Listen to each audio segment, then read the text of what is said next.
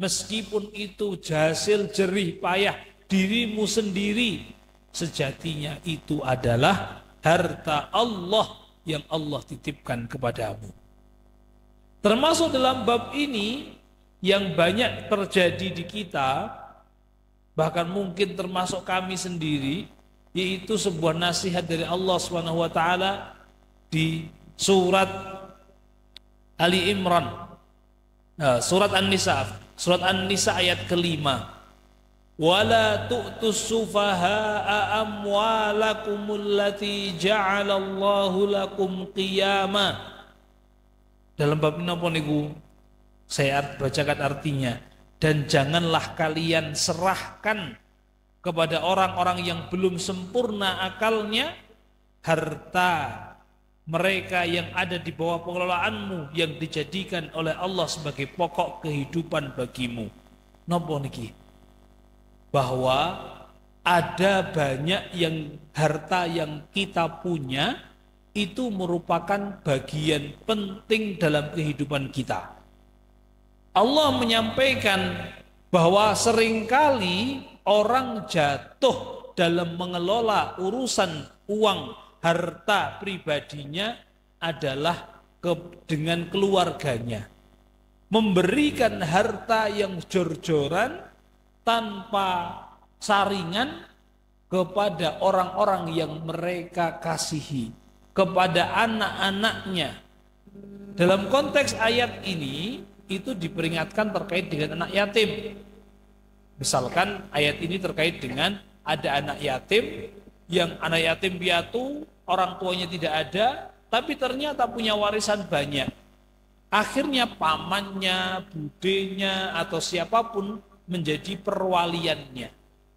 Mengelola hartanya, menjadikannya sebagai modal diputer sehingga sang anak yatim itu bisa hidup dengan baik. Maka Allah mewanti-wanti, kalau engkau mendapatkan amanah semacam ini, jangan buru-buru diserahkan uangnya kepada anak yatim sampai mereka paham bisa mengelola harta. Kalau engkau buru-buru berikan kepada mereka hartanya sementara belum siap mengelola harta, justru malah kacau amanah orang tua. Ayat ini berkaitan dengan anak yatim atau piatu yang punya harta kemudian dikelola oleh walinya. Nah, apakah hanya terkait dengan itu? Tidak. Ayat ini juga menyapa kita semua. Orang-orang yang diamanai oleh Allah Subhanahu wa taala, anak-anak, yaitu anak kita sendiri. Bahwa Allah titipkan rezeki mereka melalui kita. Maka jangan berikan mereka harta berlebihan ketika mereka belum siap untuk mengelolanya. Dilatih, monggo. Wis SMP, tak coba ini ono duit 50.000 gawe jajanmu seminggu. Ora oleh njaluk meneh sampai hari Ahad besok. Dicoba untuk mengelola. Gimana caranya kamu mengelola uang ini? Berapa puluh ribu sesuai dengan kesepakatan? Ini untuk uangmu 1 minggu, nggak boleh minta lagi. Dicoba. Itu latihan. Nah, termasuk dalam bab ini adalah Ustaz Budi Azhari menyampaikan perkara masalah HP. HP ini ku termasuk harta napa mboten? Termasuk. Ja'alallahu lakum qiyaman. Bahwa HP ini ku Allah jadikan bagi kita sebagai penopang kehidupan napa mboten? Pasti. Dalam dunia bisnis kita, bahkan termasuk guru-guru, niku saat ini perlu semuanya HP, laptop. Kalau nggak ada laptopnya reso ngajar. Kalau nggak ada HP-nya mau jualan nggak bisa. Berarti itu merupakan bagian utama dari harta kita. Ternyata Allah berfirman, wala tu'tus sufaha, dan janganlah kalian berikan harta yang penting bagimu itu kepada anak-anak yang belum genap akalnya, belum bisa mengelola hartanya. Kalau kita anaknya ribut terusnya HP-an wae ben anteng. Itu hati-hati. Ayat ini sudah menyapa kita. Kalau harta yang itu penting bagimu, jangan segera mudah-mudah dikasih kepada orang lain. Kenapa? Atau kepada anak-anak yang belum siap. Kenapa? Takutnya justru itu membahayakan mereka. Kalau uang kita berikan kepada anak kita yang masih SD, cekelan lagi, 2 yuto. Kira-kira mau dijadiin buat apa nih? 2 juta diberikan kepada anak kelas 2, kelas 3 SD. Terserah kowe sarge apa ngono. Kira-kira apa jadinya? Ngajak kanca-kancane kabeh yuk jajan apa? Atau beliin game online, atau dibelikan entah apa nggak jelas. Kerusakan ini lebih ringan dibandingkan tatkala kita memberikannya HP, wis terserah kowe nonton opo. Itu sama beratnya. Dan Allah menyampaikan hal itu dalam surat An-Nisa ayat ke-5. Bahwa jangan berikan hartamu kepada anak-anak yang belum siap untuk memegang harta. Kita berikan anak kita pisau. Kalau anaknya masih anak TK, kita belum boleh. Kowe arep gawe ngopo? Arep opo iki? Buat apa pisau ini? Kenapa? Kalau kita tahu anak ini belum siap memegang pisau. Oh, anak SMP, Pak, Bu, pinjem pisau. Oh, kain nang dapur. Kita udah berikan. Kenapa? Karena kita yakin anak ini kalau megang pisau sudah aman. Ternyata HP ini enggak. Anak yang baru TK bahkan playgroup kita kasih HP.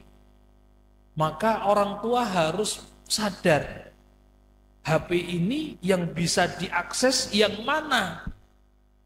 Kalau kita berikan bebas begitu saja, sama seperti kita memberikan uang bahkan mungkin 5 juta, 10 juta kepada anak yang masih kecil dan tidak ada aturan. Wis terserah kowe arep gawe opo. Itu sama seperti kita memberikan HP kepada mereka tanpa ada aturan. Kalau kita jelas aturannya, yang engkau boleh lihat hanya video, hanya gambar yang sudah ada di situ. Engkau nggak boleh online. Oh, berarti kita sudah memberikannya aturan.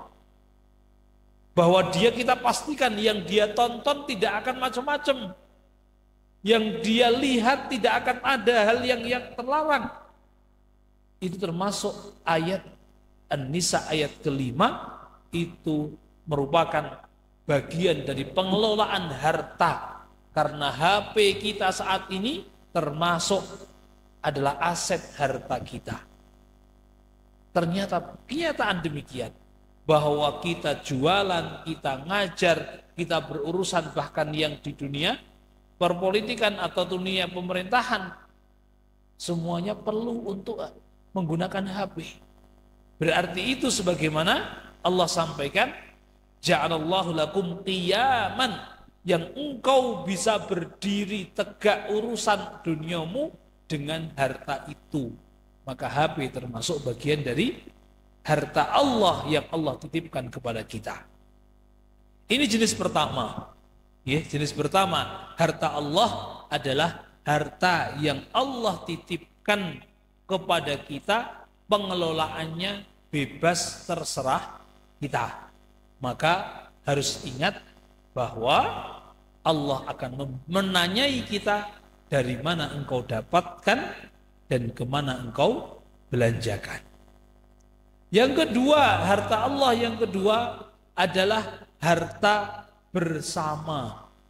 Dalam bab ini adalah harta semisal harta atau kas organisasi, baik tingkatnya kecil maupun tingkatnya besar, baik itu tingkatnya organisasi kecil seperti RT, RW, ataupun sampai organisasi-organisasi kemasyarakatan. perserikatan-perserikatan. Ini kumpulan apa, termasuk takmir masjid. Termasuk dalam bab ini juga sampai urusan kepemerintahan, kas negara. Ini semua adalah harta bersama yang aturan pendapatannya dan aturan pengeluarannya sudah ada aturannya. Maka kita semua, kebanyakan kita punya urusan dengan ini. Meskipun ada yang hanya tergabung dalam organisasi tetapi tidak sampai memegang hartanya. Tidak semua dari kita memegang ini, tapi banyak. Hanya mungkin kas masjid yang dibawa, bisa jadi hanya kas arisan pasar yang dia bawa, bisa jadi hanya kas kumpulan petani atau kumpulan entah apa itu, organisasi apa. Itu semua adalah harta yang punya keterikatan, punya syarat dan ketentuan bersama. Kalau ini sifatnya RT, aturannya jelas. Oh, didapat dari iuran warga. Keperuntukannya apa? Keperuntukannya untuk kepentingan warga kita. Mungkin aturan-aturannya kesepakatan, masih lebih ringan. Naik dari bab itu, masjid didapatkan dari mana? Sumbangan. Keperuntukannya untuk apa? Jelas, harus dimusyawarahkan bahwa ini untuk apa.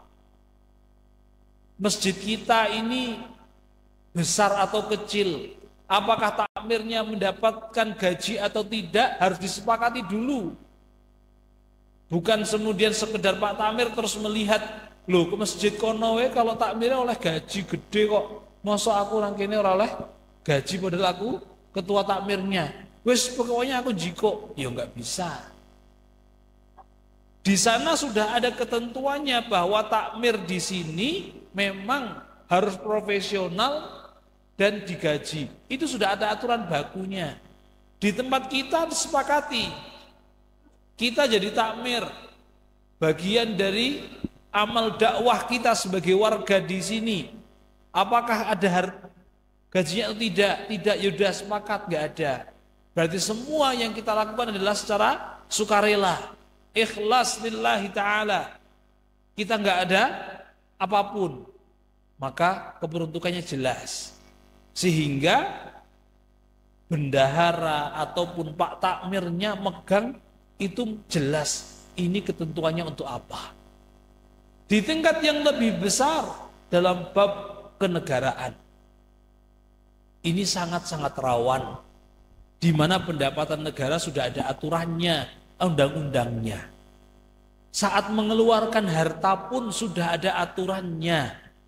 Tetapi yang terjun di dunia pemerintahan paham bahwa sebenarnya aturan-aturan itu masih bisa istilah Jawa dikiyak-kiyuk, masih bisa digeser sana sini, geser sana sini. Memang secara aturan KPK ini nggak kena sama sekali delik korupsi, tetapi hatimu tahu sebenarnya ini hak atau tidak, ini benar atau tidak. Engkau secara nalurimu sebagai seorang muslim, engkau tahu iki anggaran sisa, lek dibalik engkau malah tahun depan anggarannya mesti medunke. Berarti piye? Wis piye carane dikudu entek Desember iki. Itu sudah lagu umum. Maka pinter-pinternya harus bukan masalah KPK. Tidak setiap aman dari KPK, delik dari pemerintahan bahwa ini tidak termasuk korupsi, berarti bebas dari delik Allah Subhanahu wa ta'ala bahwa engkau memakan harta yang Allah titipkan ini dengan hak atau tidak. Jika memang itu sah dan itu berhak, monggo engkau bawa pulang. Jika tidak, maka jangan sekali-kali engkau bawa pulang dan engkau makan, kembalikan. Kalau tidak ada skemanya untuk kembali, maka infakkan untuk masyarakat. Jangan sampai engkau jadikan harta itu masuk di kantongmu sendiri untuk kepentingan dirimu sendiri ataupun kepentingan keluarga. Ada sebuah persepsi yang kurang tepat ketika mendapatkan amplop-amplop gak jelas, akhirnya iki wudu gawe mangan anak bojo. Lek duit kayak ngene iki ra oleh tekan omah. Terus ge apa? Gawe tuku motor wae. Lek anak bojo mangan ki kudu sing jelas halale, ora oleh ana sing haram. Lah kuwi piye? Ya lek iki ora kudu nang omah, wis go nanti lah. Nah, ini juga tidak tepat. Engkau belikan untuk motormu gawe blonjo. Motormu gawe rono rene, gawe nukokke jajan anakmu. Berarti sama saja nyampe ke rumah. Yakin bahwa apa yang Allah berikan untuk kita, itulah yang akan memberikan keberkahan. Keberkahan bukan masalah jumlah yang banyak. Keberkahan bukan masalah jumlah yang banyak. Tetapi keberkahan adalah yang mendatangkan ketenangan. Mendatangkan ketenangan. Dan dalam bab ini yang kedua, bahwa harta jenis kedua adalah harta yang simpelnya harta organisasi. Baik itu konteksnya organisasi kecil maupun organisasi lembaga pemerintahan. Maka setiap kita harus benar-benar hati-hati. Meskipun tidak ada delik korupsi, tidak ada delik kolusi, nepotisme atau apapun yang pencucian uang, tidak ada delik sama sekali. Tetapi pahamilah dengan baik sumber ini dari mana dan kenapa aku mendapatkannya. Jika memang engkau layak dan berhak mendapatkannya, silahkan kau ambil. Tapi jika tidak, jangan kau ambil. Jika ternyata harus mengembalikan, ternyata ribet, tidak ada pintu untuk mengembalikannya ke kas negara, maka kembalikan, infakkan kepada masyarakat, kepada rakyat yang ada di sekitar. Itu jenis harta Allah yang kedua, yang menyamperin atau sampai kepada kita. Jenis yang ketiga, harta Allah adalah harta wakaf. Harta wakaf. Misalkan sebidang tanah. Niki tanah, misal niki milik kula. Berarti ini terserah saya pengelolaannya. Arta cangkuli atau didirikan bangunan terserah saya.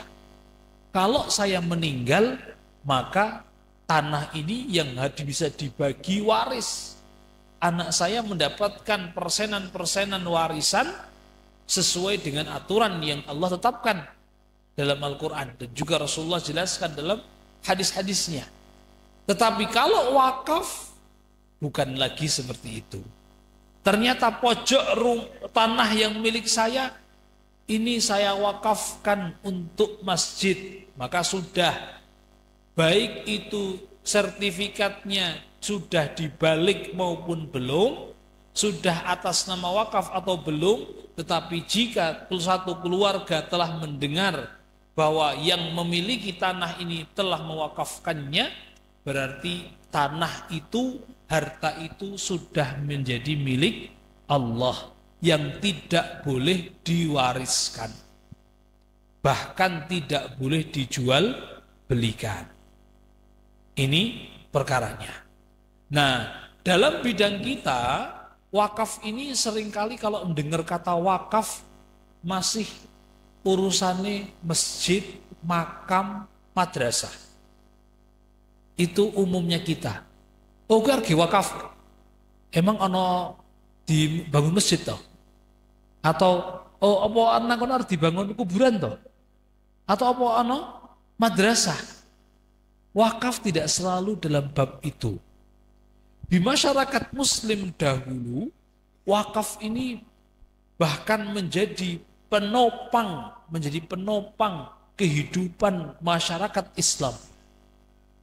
Di negara-negara dahulu, di negara-negara Islam yang bahkan sampai saat ini, kalau mereka membangun masjid, maka kemudian mewakafkan daerah sekitarnya untuk menopang masjid ataupun madrasah itu.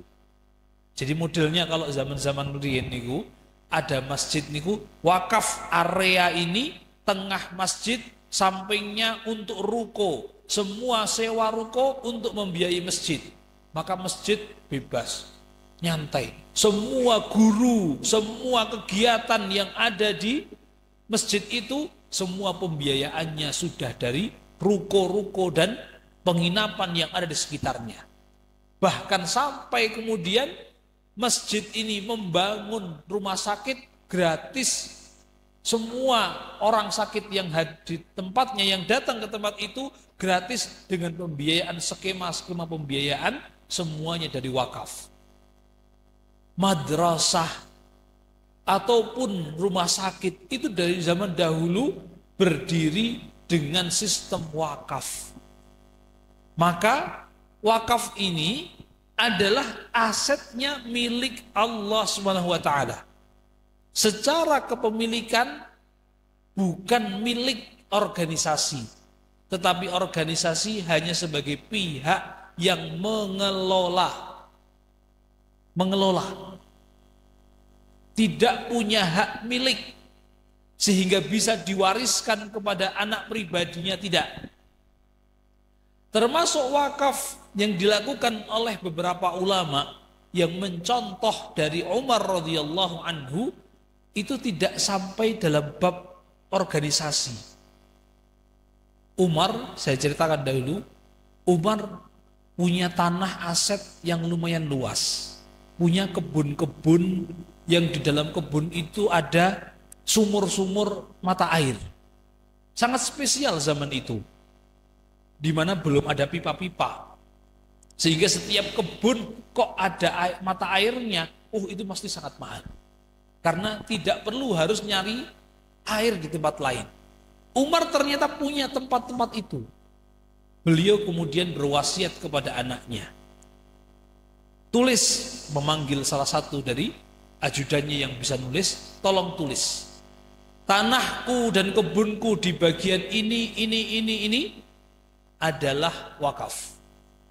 Keperuntukannya untuk kepentingan, beliau sebutkan pendidikan untuk orang-orang yang dai dan untuk wanita-wanita dari keluarga Umar. Pengelolaannya aku berikan kepada Hafsah putriku. Kemudian dilanjutkan oleh keturunannya. Akhirnya para ulama kemudian melihat bagaimana Umar mendesain wakaf ini, akhirnya ditiru oleh banyak ulama. Ada ulama-ulama yang punya karya banyak. Akhirnya melihat dari anaknya, anakku ki ana sing rajin sekolah, ana sing senenge menghabiskan harta, ana sing senenge koyo ngene. Akhirnya macam-macam. Sementara sang alim ini sangat berbangga ketika keturunannya menjadi seorang alim, ilmuwan, dokter. Ini dalam bab ilmu, baik ilmu agama maupun ilmu umum. Akhirnya menyampaikan, semua karyaku aku wakafkan untuk Allah Subhanahu wa taala. Keperuntukannya untuk masalah pendidikan di keturunanku. Apa yang terjadi? Maka semua royalti yang dihasilkan dari pendidikan bukunya sampai beliau wafat itu dikumpulkan dalam kas sendiri, dan semua cucu-cucunya mau sekolah sampai manapun, sampai S3 di luar negeri pun boleh ngambil dari harta ini. Tetapi kalau ada anaknya, cucunya tuku motor tok ora oleh, bangun omah ora oleh. Itu urusan mulia. Contoh wakaf.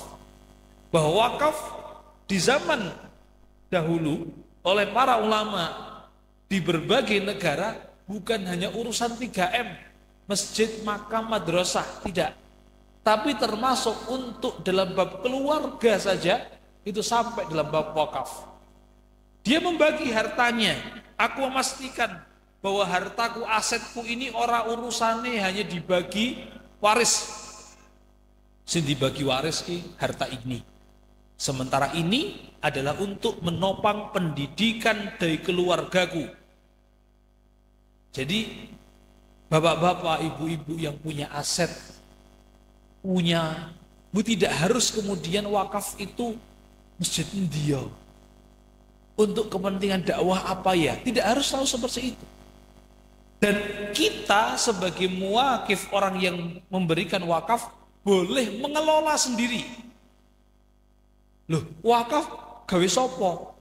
Wakaf itu bukan gawe sopo. Wakaf itu untuk Allah. Pertanyaannya, wakaf ini siapa yang mengelola?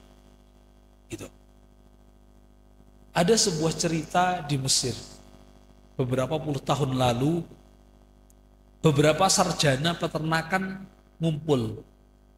Hanya sekitar 8 atau 9 orang. Dia pengen membangun usaha peternakan di daerahnya, namanya daerah Tafana. Daerah yang pelosok banget. Dari kota Kairo sangat pelosok. Tatkala dia membuat perusahaan itu, kemudian patungan beberapa juta lah bahasa kita, ternyata modalnya kurang. Terus piye?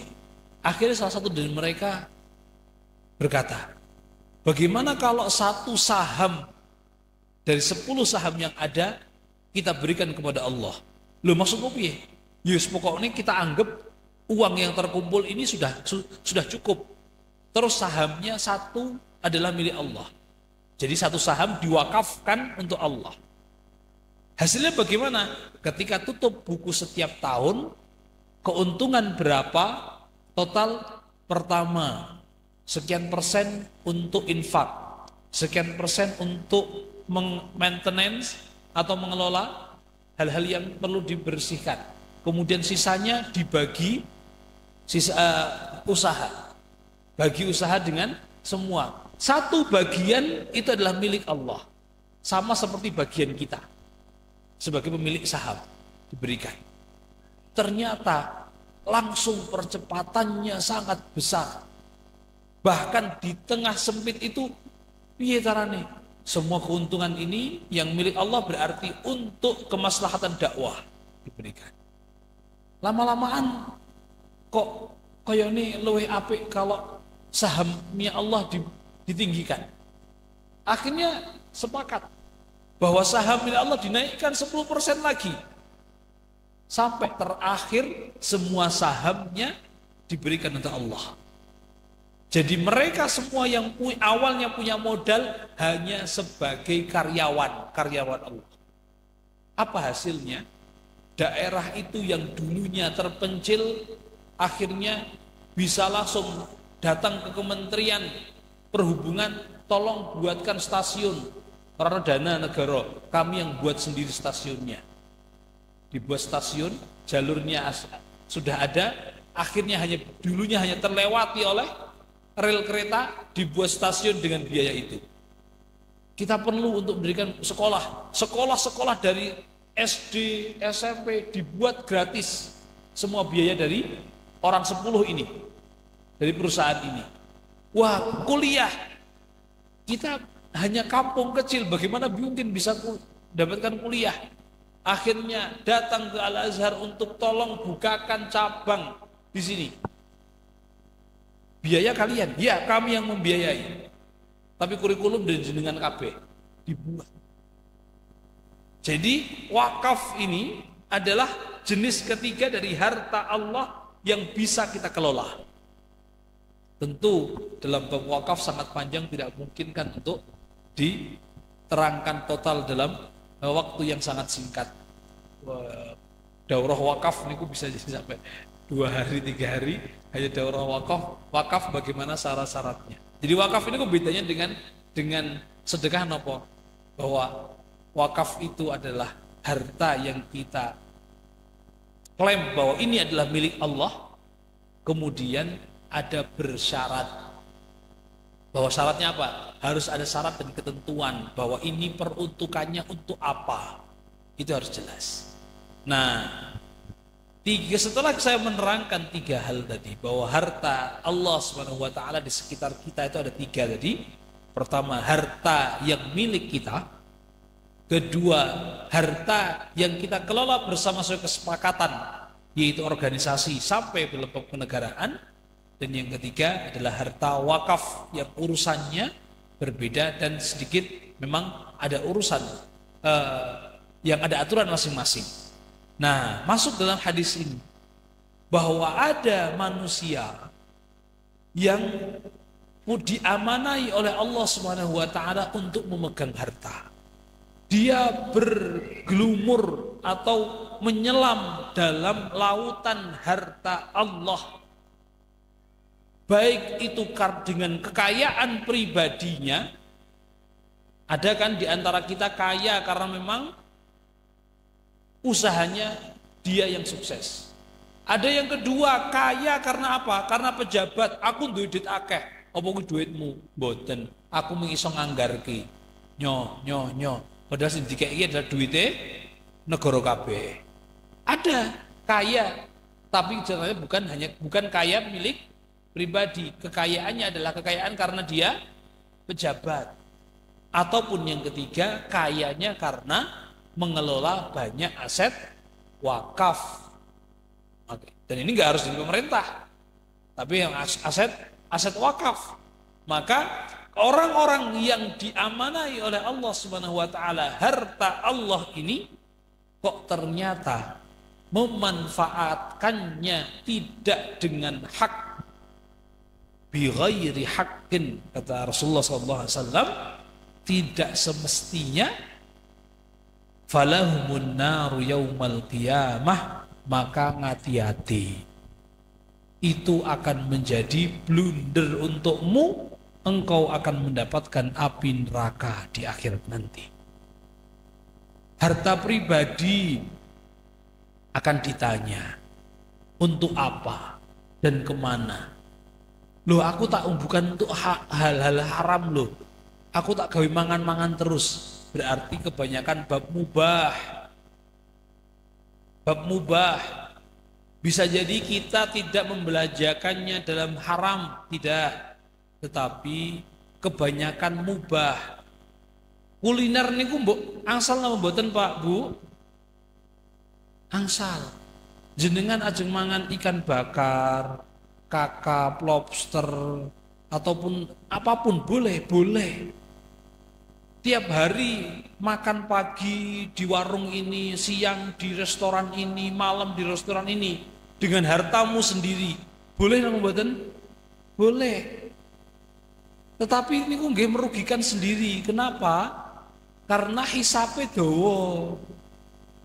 Harta itu yang halalnya dihisab, yang haramnya diazab. Harta kita niku yang halalnya, yang mubahnya kita pakai seenak kita, dihisab. Semakin banyak kita pakai, semakin panjang hisabnya. Dan haramnya yang kita pakai, dikit dan banyaknya diazab. Maka Rasulullah menyampaikan, bejone wong kere, bejone wong miskin, hisabe sithik. Itu Rasulullah menyampaikan. Bahkan wahsyurni ma'al masakin, atau kama qala sallallahu. Rasulullah sampai menyatakan, ya Allah, bangkitkan aku bersama orang-orang miskin di hari kiamat nanti. Itu sampai salah satu doanya Nabi. Karena apa? Melihat bagaimana simpelnya hisab mereka. Apalagi kalau bi ghairi haqqin, dalam urusan yang kedua dan ketiga, yaitu uang yang itu benar-benar titipan, bukan milik pribadi kita. Maka ingat dengan hadis al-muflis, jadi sebagai penutupnya, bahwa Rasulullah bertanya, mal muflis, orang yang buntung, orang yang tekor, orang yang bangkrut, kuwi kaya apa to para sahabat? Para sahabat yang menjawab, ya Rasulullah, al-muflis, orang sing bangkrut di antara kita tuh yang dulunya kaya, dodolan, rugi sampai nggak punya uang sama sekali. 1 dirham itu nggak punya, itu sing bangkrut. Maka Rasulullah menyampaikan, Al-muflisu min ummati man ata yaumal qiyamah bisadaqatin wasiyam dan seterusnya. Yaitu orang yang bangkrut di antara umatku adalah yang di akhirat nanti datang punya pahala besar. Sholatnya, puasanya, sedekahnya, zakatnya, hajinya, dan sekian banyaknya amal. Tapi ternyata pas dipertemukan dengan semua manusia, didapatkan waqad syatama hadza, wis pernah misu-misui wong, wa akala mala hadza, dan telah memakan harta milik orang lain. Mangan ini, makan ini, harusnya harta milik orang ini, milik rakyat itu malah dimakan, dikorupsi. Wasafaka dama hadza, dan telah ikut pembunuh orang ini. Dalam bab konteks kita hari ini atau yang kita terangkan, wa akala mala hadza, kata Rasulullah, dan telah memanfaatkan harta milik orang lain dengan tidak benar. Maka kalau sudah di akhirat, apa yang terjadi? Semua pahalanya diambil untuk nyaur utang. Maka pejabat yang tidak mengalirkan dana harusnya ke rakyat, kok justru dipakai untuk pembangunan tertentu yang bukan untuk kepentingan rakyat, untuk memfasilitasi dirinya, bukan untuk rakyat. Siap-siap sekian banyaknya rakyat akan antri mengambil pahalamu, pahala sholatmu, pahala siammu, pahala hajimu, pahala sedekahmu, semua akan diambil oleh orang rakyat-rakyat yang harusnya mereka mendapatkan dana itu, ternyata engkau ambil sendiri. Itu akan menjadi kerugian baginya di hari kiamat. Itu diantaranya terkait dengan nomor 2 dan nomor 3. Maka bismillah dalam bab harta kita semua harus hati-hati. Dalam bab harta Allah menanyakan dari mana engkau dapat dan kemana engkau belanjakan.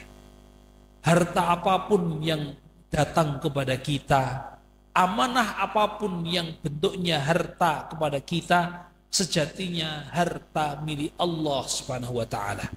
Baik yang milikmu sendiri yang engkau hasilkan dari keringatmu, ataupun amanah-amanah organisasi, lembaga yang engkau ambil, ataupun harta-harta wakaf yang engkau kelola, semuanya adalah harta yang akan engkau pertanggungjawabkan. Semoga Allah SWT memberikan kekuatan kepada kita untuk mengelola harta sebagaimana Allah dan Rasulnya inginkan, sehingga kita tidak menjadi orang-orang yang merugi di hari kiamat dan bebas dari api neraka. Ada mohon doa jamaah sakit dan Bapak Mubaik Prayon Kerjo dan jamaah lainnya. Bismillahirrahmanirrahim. Allahumma salli ala sayyidina Muhammadin wa ala alihi wa sahbihi wa barik wasallim. Allahumma shfi mardana wa mardal muslimin. Allahumma shfi Bapak Mubaik شفاء عاجلا شفاء لا يغادر سقما. أسأل الله العظيم رب العرش الكريم أن يشفي مرضانا ومرضى المسلمين. أسأل الله العظيم رب العرش الكريم أن يشفي مرضانا ومرضى المسلمين. أسأل الله العظيم رب العرش الكريم أن يشفي مرضانا ومرضى المسلمين. ربنا آتنا في الدنيا حسنة وفي الآخرة حسنة وقنا عذاب النار. وصلى الله على نبينا محمد وعلى آله وصحبه وبارك وسلم. Demikian kajian hadis yang ke-53 atau hadis tentang pengelolaan harta Allah Subhanahu wa taala. Kurang dan lebihnya maaf, kita tutup dengan kafaratul majlis. Subhanakallahumma wa bihamdika asyhadu an la ilaha illa anta astaghfiruka wa atubu ilaik. Wassalamualaikum warahmatullahi wabarakatuh. Waalaikumsalam warahmatullahi wabarakatuh.